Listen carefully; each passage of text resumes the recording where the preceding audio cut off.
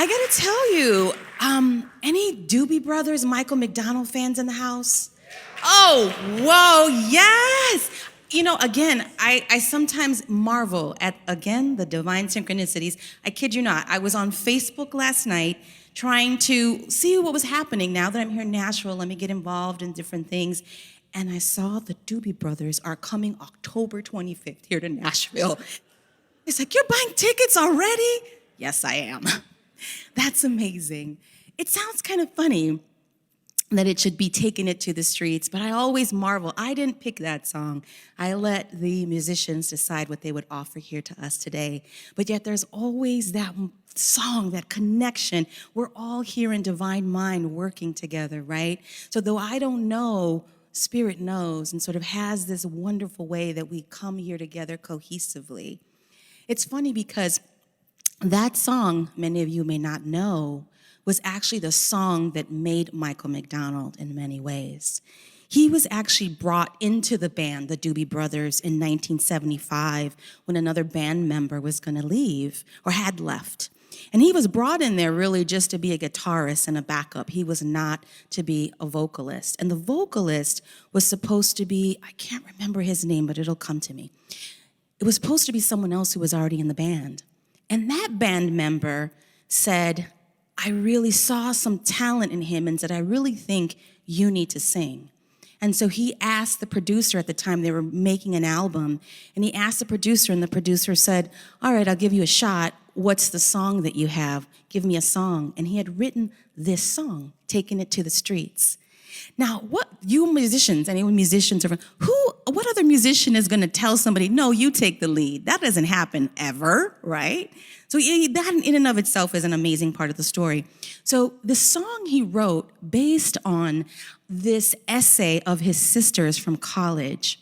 And his sister was really inspired. I don't know what inspired her, but she was inspired to write this story, this essay about how we tend to not understand the lives of people who have less than us, that we don't understand the lives, and that it behooves us to try to understand and have that connection with people who are different than us. Particularly, she was talking about income inequality. And so he read this essay, and something about the essay really struck him. And he ended up he was going to a concert where he was already starting to play backup for the Doobie Brothers. And on the way, he just pulled off at the side of the road and had this vision of this song that came to him, Taking It to the Streets. And the idea here for all of us, though it seems like this big stretch, right? That what does the song have? But it's about bringing the message directly to the people. And that's what this unity movement has done for over 100 years. That's what this congregation has done for over 100 years, is bringing the message to people. And it may not necessarily be people, it's partly that, right? People who are different than us, maybe income inequality, folks who are not of the same income bracket, but it's about everyone who's different. It really was a powerful moment when somebody said to me that this church has been a beacon of life and life and light for people who were not necessarily the norm or what we thought of as the norm. That this has always been a safe community for people who looked different, people who loved different, people who thought differently. This has always been this place of safety and love. And so that's a beautiful thing as we move into this time where we're thinking about how we have already taken it to the streets. You know, Reverend John, I am grateful to him for all that he's done. I know we all miss him, do we not? Yes, and I honor that. Someone said to me the other day, which I thought was really curious, they said, wow, I felt really sorry for you last week. And why? They said, wow, everybody really loves Reverend John. Like, that's going to be a tough act to follow. I just was really thinking about you sitting in that pew. Like, how are you feeling? That must feel really scary for you, or you must feel really, hard. And my immediate response was like, not at all. mean, first and foremost, I come from a culture where we respect our elders. I know that's not the word Reverend John wanted us to use, right? What, does anybody remember what his phrase was? It's like, it wasn't golden years, but it was this beautiful term that he used instead of elders. Well, where I come from, elder is actually a revered term. And so it's a wonderful, beautiful, glorious thing to be considered an elder in your community. And so I see that. I stood up here last week and he gave me these beads as a way to say, show your true colors. Go ahead and do what you've been called here to do, and know that I pass lovingly, openly, willingly the baton to you, the spiritual baton, to continue this trajectory, to continue this energy. And for me, I take that as an honor. I take that as an honor, and I'm grateful to him for all he's done. So this month, I want us to kind of take all of this, right? All of this history that we have, all of these things that we've been called here to do and to be into this month of October with this idea of harvest. So I'm going to invite you all into this idea of harvest that we'll be talking about for the month of October. And it's really about the blessings of harvest. So we have, apples and pumpkins, that usually that's kind of the way, the icon for fall. And the idea is really, what have we done as a community to this date that we can now reap the blessings of harvest? And there are many, many things that this community has put forward. Again, I want to start with this idea that we're taking and recognizing what the blessings are. We can't move forward as a spiritual community. We can't continue to move into this beautiful spiral inward and outward if we don't first recognize what are the blessings that we are already harvesting. What are those blessings? And then going from that this month, we'll look at how do we also need to clear? Do I have any planters, any folks that are into planting? Yes, any folks? Right. So right, when you have crops or people from farm backgrounds, you grow the crops, you harvest the crops, but then you have to prepare the ground again. You got to prepare and clear the ground again. And those pesky weeds, they never give up, don't they? The mental weeds that we carry that we kind of need to clear. So we're going to be talking about that. How do we do this? How do we clear? How do we receive? How do we release? And more than anything, how do we enjoy the changing seasons? The changing seasons of our own personal and collective lives. Again, I'm not going to belabor my kind of story about how I got here, but I will say this. I'm reaping my harvest right now, and I didn't even know it. I was packing, ready to go, and as I was packing and clearing some of my office, I saw an old journal.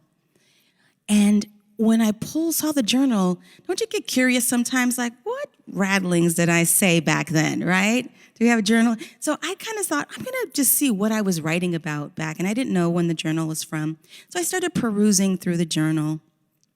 And all of a sudden, I come into an entry, and I don't know if it was something from meditation or from prayer time or from a dream. I don't know what it was, but it was sort of these ramblings about things that had come to me. And what was written down on December 15th, 2015, said, "Go south, Tennessee." I can't make this stuff up, y'all. I tell you this in total truth and honesty to share with you that as I shared when I was here for my interview, that I don't know in many ways why I'm here, but I know that Spirit knows why I'm here. I don't need to know. But that seed was planted 6 years ago without me even knowing it. And it grew without even me knowing how. And I thought it was so ironic that I got curious and I said, I knew I applied in December to this job. Guess what day I applied to this job? December 15th of 2020. I'm like, this can't be real. But it was. And then I think back of when Reverend John stepped into this congregation anew was 6 years ago at the same time that I was somehow knowing that in my future, Tennessee was here. Divine synchronicities, no accident. I tell this to you all to say that we have all been brought here in this time and in this space. Those of you who are on Facebook as well, we have all been brought here. We have soul contracted together to be in this place in time to do God's work. How that's going to look, how that's going to unfold, how it's going to happen, I can't tell you right now, but I do know that that is what we are doing here moving forward, harvesting and continuing to plant those seeds of hope, to plant those seeds of life, to plant those seeds of prosperity, to plant those seeds of faith, and to plant those seeds of liberation. Together, we are doing that here today, and as we move forward, leaving not the past behind, but bringing that with us, knowing that it has lifted us, guided us, loved us, and brought us here to how we need to move forward. Harvesting. I want to share with you all some scripture here today. You'll come to find out, as I said during my interview, I am a Bible girl. Yes, I am. And those of you who don't resonate with it, I'm cool with that too. I really am. That's the beauty of unity, is that we all have enough space here to move. Some of you all come from perhaps legacies or histories where the Bible was used as terrorism. I acknowledge that. And if it's not your jam, that's okay too, because there's so much more that we'll do here together in terms of spiritual truth that may not involve this. But I also want to set down kind of a little bit of a opening for you all to maybe take the Bible and be wondrous about it again. And if it never was, maybe you want to plant that seed about how it could be something for your spiritual growth. Again, not your jam, we'll move on. But today, I want to share with you from Mark chapter 4, verse 26 through 29, and it's the parable of the growing seed. He also said, this is speaking of Jesus, what he said, the kingdom of God as if someone would scatter seed on the ground and would sleep and rise night and day, and the seed would sprout and grow. He does not know how. The earth produces of itself first the stalk, then the head, then the full grain in the head. But when the grain is ripe at once, he goes in with his sickle because the harvest has come. So part of what that passage is telling us, it's using this idea that was about growth, about agriculture, for us to think about, again, how is it that we're growing? How is it that in your own personal life, maybe you've had an affirmation you've been working, or you did in the past, that you've seen how you have changed all of a sudden and you didn't even know how? Has anyone had that experience where you've worked something and one day you wake up and you're a different person and you hadn't noticed? You hadn't noticed that all of this time, because you planted the seed. We don't need to know how. We are so obsessed in our minds about, how do we know? Tell me how. When will we know? Is this the right thing? Am I meeting the right people? Am I doing the right things? Is this really what I want to do? But we don't need to know. We are planting the seeds, and they all of a sudden one day grow into this amazing, amazing harvest. Many of you have had that experience in your own personal lives, and many of you, as you continue to work these truth principles, will have that harvest in your life. These principles are not magic. We think they are, but the principles themselves work on its own as we have faith, as we have the practice. So this month, we're going to be talking about that. How do we continue to harvest what we have, but also plant seeds, both personally in your own lives, collectively as a community, maybe collectively as a family, collectively in the other things that you're involved in outside of these walls or virtual walls? So how do we continue in this harvest? You all have done this healing work here, again, to get us to where we are. Reverend John has done amazing things at this church. He brought his humor, and he brought his passion, and he brought his entrepreneurial spirit to create what we have here today that we now get to build on. We get to build on all of that.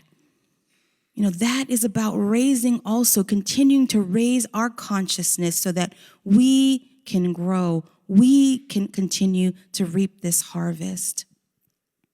So my story here today, as I stand here before you and start reaping my harvest, is to tell you this. I have come here not knowing why, but I've come here knowing what I'm supposed to do. And that is to be part of this congregation, to be the spiritual leader of this congregation, but also to be with you all, when things are good, and to be with you all when things are not so good, to pray with you all when there's joyous times, and to pray with you all when maybe you got a diagnosis you weren't expecting. I am the leader, if you will, the administrator of the church, but I'm also here not just as a minister, but as your pastor. There's a difference. I am here as your pastor as well. And I make that commitment here publicly to you all to do what I'm called to do, to give you my heart, to give you all of me with you. So I stand here before you making that commitment here today, but I can't do it alone. So I'm going to ask you all to make a commitment as well, because I need everybody here. I don't have all of the answers. You know, Jesus had 12 disciples. We have how many folks here? Can you imagine if everyone activated their divine purpose here, what we could do in this town? Woo-hoo-hoo. What we could do in this world. And again, not that you haven't been doing it, but again, harvesting, planting new seeds. So I'm going to ask you all today to just really take a moment. Maybe you have some feelings about what was and what will be. Heck, maybe you didn't even choose me. Some of you, like, well, we didn't pick you. I'm sorry. But no, I know some of you all, may have had other ideas, and that's okay too, but we are here now. And I invite you to think about how we are here again by divine appointment. There is no accident. And we're here to work together somehow and do something for the good, for the God, for our inner God. So I'm going to ask you all today to then think about that. Take a deep breath and think, are you ready and willing to serve? Are you ready and willing to be passionate about this unity movement? Are you ready and willing to be passionate about unity of Nashville? Are you ready and willing to honor what has come before us and stand in front of that harvest and say, this is good, this is God, and there's a whole lot more to come? I'm going to ask, who's actually ready to stand? Literally stand with me today. And if you can't stand, maybe you just raise your hand. Who's willing to stand here with me today? Stand here as a community and say, the harvest has come. And if you're not ready to stand, I'm okay with that too. The harvest has come. Let's say that together. The harvest has come. With zeal, the harvest has come. Are we ready to do the work that God has called us to do? Yes. Give yourselves a round of applause. You may be seated. I want to thank you. I want to thank you because I will be leaning on you all in the times to come.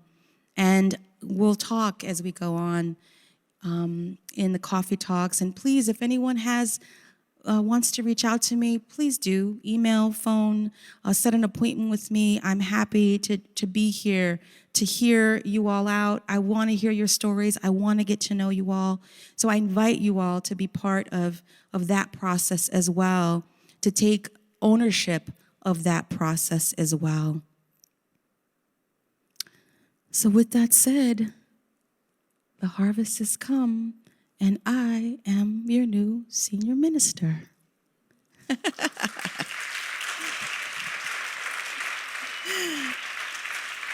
We'll take that into a time of meditation.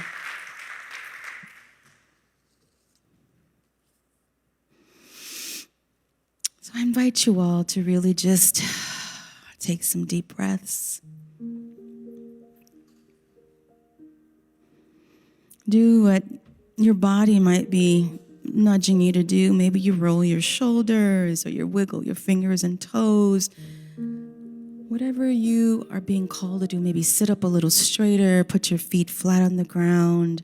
If you're at home, maybe you're lying down. Really just take this moment, this gift that you will give to yourself, to be in the present, in the presence. We open ourselves up right here and now to the one universal power, the one presence, the allness, the Almighty, the God of our understanding. We take this moment, this blessed moment, this holy moment as we grow here, build here, harvest here in this community and in communion together.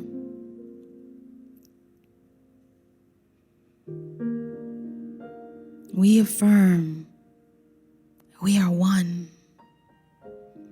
We are powerful, divine mind expressing. We are the holiest of holies. And we are all anointed with the gifts of the Spirit.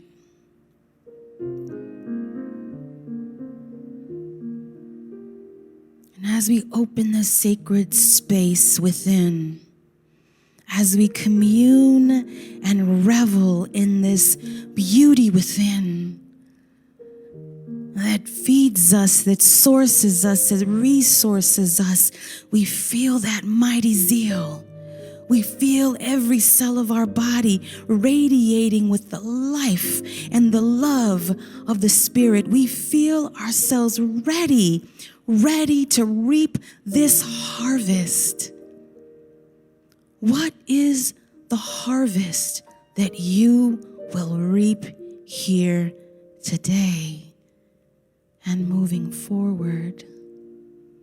What are the blessings in your life? What have you worked, plowed, seeds planted that you can look around with awe and wonder and marvel and joy and say, this is the blessing of my harvest?